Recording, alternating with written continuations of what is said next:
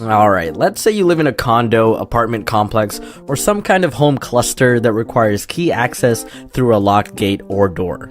You're inside and a stranger is at the door on the other side, waving at you, signaling you to open the door for them. Do you let them in?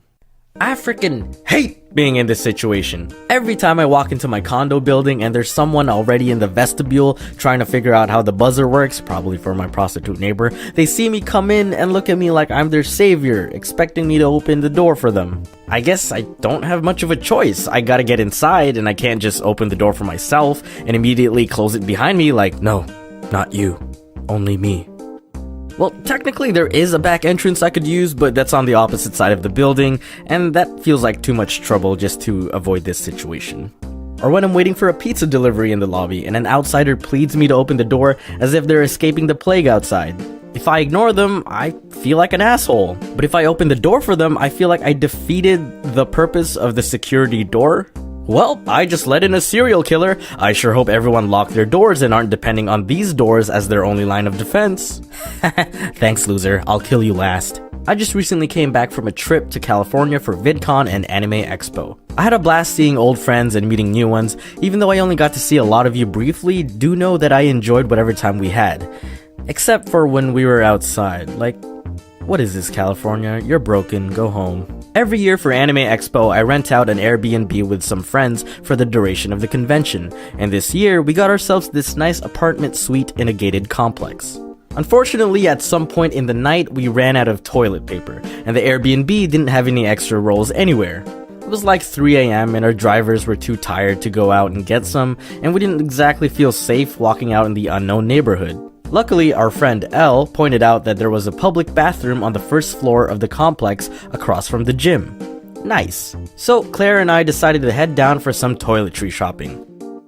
Elle didn't really give us specific directions, so we had a little bit of trouble looking for the bathroom. During our search, we passed by the front gate, and a guy, probably in his early 20s, jogs up to the door in a slight panic. Hey! Oh, thank goodness. Hi, could you guys let me in? I was having a party up at the rooftop with my friends, and I think I left my wallet by the jacuzzi. I just want to check if it's there. Literally the situation I hate. Claire and I looked at each other in hesitation. I don't think we can. Sorry, man. We're just visitors here. Please, could you just help me out? I checked my car. It's not there. I'm pretty sure I left it upstairs. Look, I don't know this guy, I don't know this neighborhood, I am not a bouncer. It was 3 AM and neither Claire nor I would have the reflex to defend ourselves from this sketchy dude if he was dangerous. He ain't got no biscuit, I ain't risking it. But he did know about the rooftop patio area with the jacuzzi, so he wasn't totally making it up. It was too late to pull out my fake Chinese and Claire's real Chinese to pretend we couldn't understand and use that as an excuse to leave. It was late, I was tired, there was a rumbly in my tummy, and I just wanted to get some toilet paper. Thanks.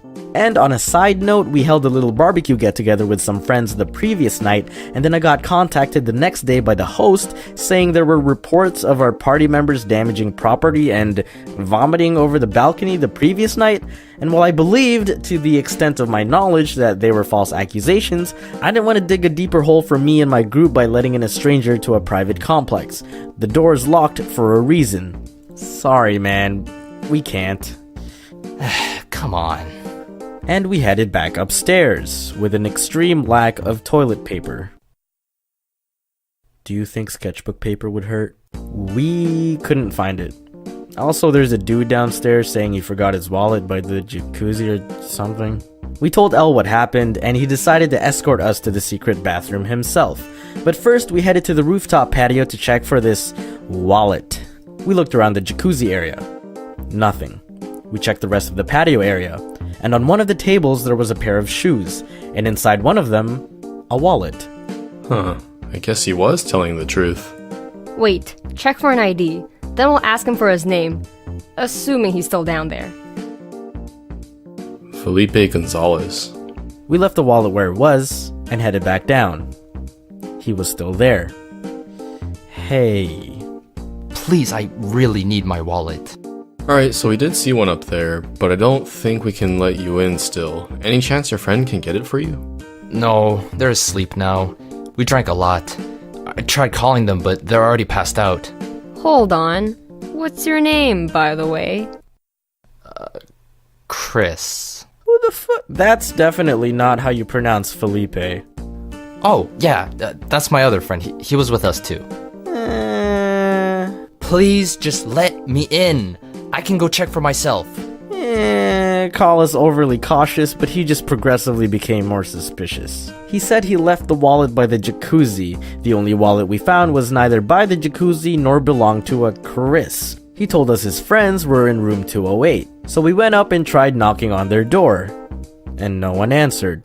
I guess if they were blackout drunk, that made sense, but then again, it was 3:30 at this point, and most people would be unconscious anyway. We even went back to go check the rooftop patio again for a more thorough search, but still nothing.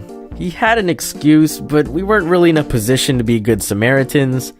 Well, actually, I guess to be a good Samaritan means you help no matter the situation. Okay, maybe we were just normal Samaritans. Normal people. I don't know, whatever. I just wanted to wipe my ass, okay? We were in unfamiliar territory. Elle even mentioned later that he noticed gang markings on nearby walls and stop signs around the complex. For all we know, this guy could have been the one who threw up over the balcony the other night. We got the toilet paper, but we didn't let him in. I'm sorry, Chris. I'm not calling you a gangster necessarily, but you had an unlucky night. He did, however, have his car and phone. If he did drink with his buddies, it was probably best that he didn't drive that night anyway.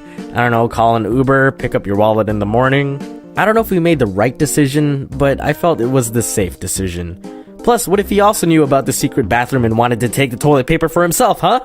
Nuh-uh, dude. Natural selection. This video has been brought to you by Audible, the largest selection of audiobooks on the planet. Head over to audible.com/Domix, link below, or text the code DOMIX to 500-500 for a 30-day trial and a free audiobook.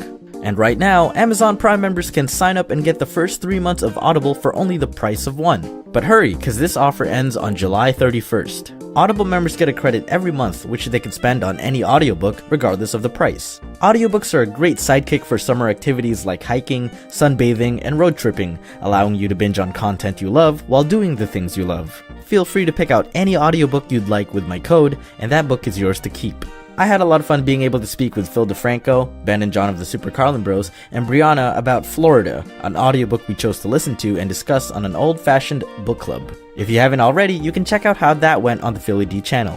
I'm sorry, I was really awkward and nervous, but I had a blast. I'll leave a link to that in the description. Once again, that's audible.com/Domix or text Domix to 500-500 for a 30-day trial and a free audiobook.